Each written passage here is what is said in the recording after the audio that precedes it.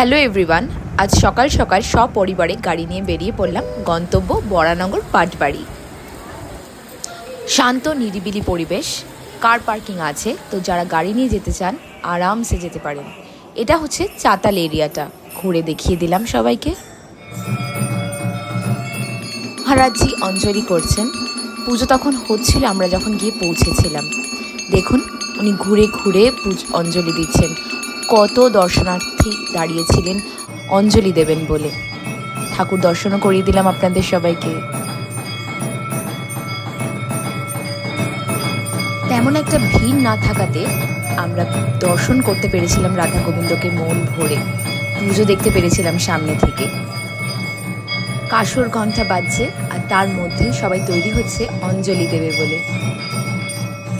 আমিও একটু ঘুরে দেখে নিলাম পরিবেশটা, আশপাশটা। এই যে দেখুন অঞ্জলি দিচ্ছে সবাই মন ভরে, সকলের যা আশা ইচ্ছে সব উজাড় করে বলছে ভগবানকে। পুজোর পরেই ভোগ খাওয়ানোর ব্যবস্থা ওখানে আছে, তার জন্য আলাদা করে কুপন কাটতে হবে।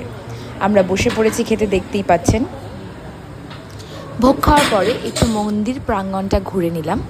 ঘুরে নেওয়ার পরে গাড়ি ধরে আবার ব্যাক।